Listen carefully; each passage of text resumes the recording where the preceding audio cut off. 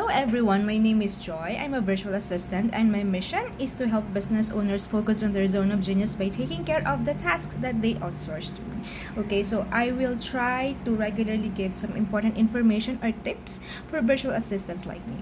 So for today, okay, may mga questions akong natatanggap even before pa kung paano ko nahahanap or nakikita yung clients ko.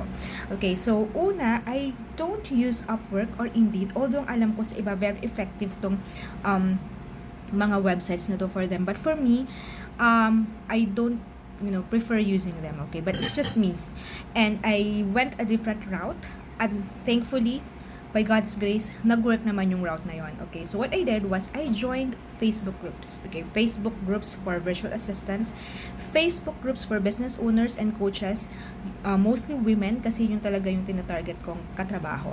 Okay, and then I observed the discussions in those Facebook groups, then I contribute then sa mga ilang discussions. I give inputs, I give insights to build, my branding, to build myself, to build my reputation in those Facebook groups.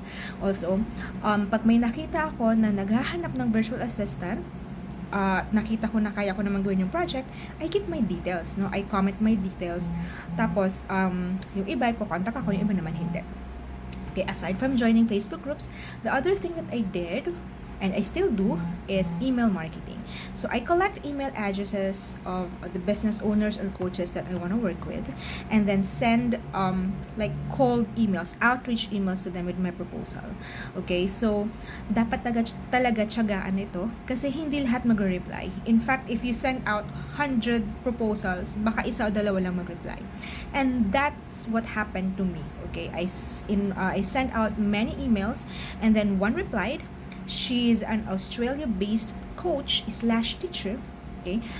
Then, nag-reply siya sa akin. Nagkatrabaho kami.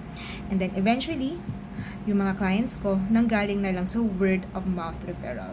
Okay? So, talagang kung pagbubutihan mo yung craft mo, kung ibibigay mo yung 100% mo sa pagtulong kay sa mga kliyente mo, i-refer ka rin talaga nila. Okay, so yeah, those are the things that I did and it worked for me. It's still working for me.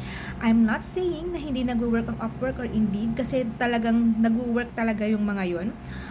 Guaranteed sa karamihan or sa maraming mga freelancers. But for me, these are just my preferences. These are just the routes that I choose to take.